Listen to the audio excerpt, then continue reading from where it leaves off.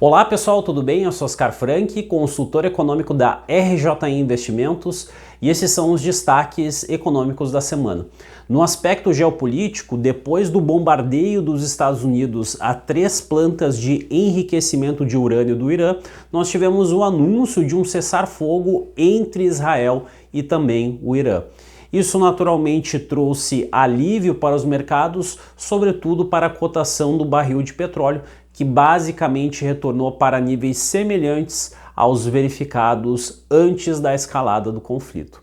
No campo dos indicadores econômicos, destaque para a revisão do PIB dos Estados Unidos referente ao primeiro trimestre, que passou de menos 0,3% para menos 0,5%. Lembrando que essa é a taxa anualizada com ajuste sazonal em relação ao quarto trimestre de 2024.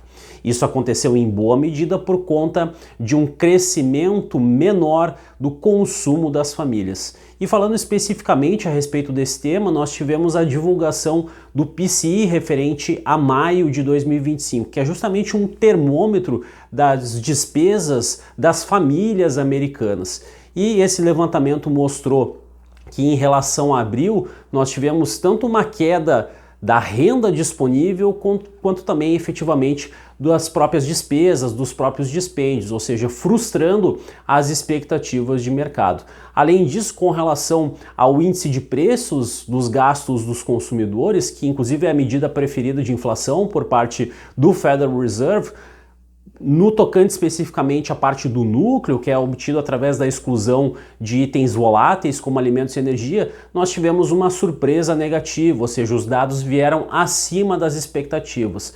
Ou seja, nós temos aí possivelmente, pessoal, algumas evidências a mais de que o protecionismo agora de fato, ainda que de maneira defasada, está impactando de uma maneira um pouco mais evidente, de uma maneira um pouco mais expressiva, as variáveis econômicas que são relevantes para a política monetária dos Estados Unidos. E nós tivemos também algumas manifestações de membros do FONC, do órgão responsável pela condução da política monetária, e que vieram com um tom mais dovo, um tom mais suave, tanto da Michelle Bowman como também do Christopher Waller, que manifestaram preocupação a respeito da atividade econômica, sobretudo a respeito do mercado de trabalho, e disseram que poderiam apoiar um corte de juros já nesse próximo encontro a ser realizado no mês de julho, se os dados de inflação corroborarem, ou seja, se as leituras vierem benignas a respeito do índice de preços.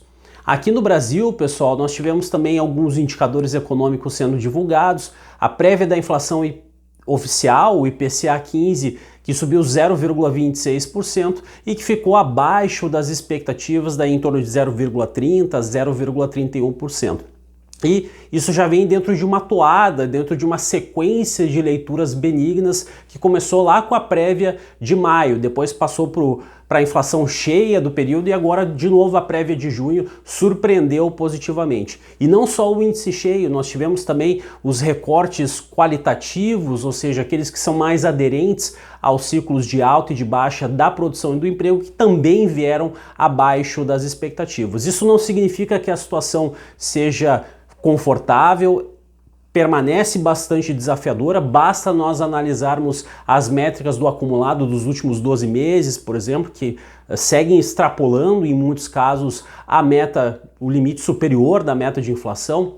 Então, nós temos ainda um grande desafio pela frente, mas essas últimas leituras são benignas, isso também é inegável.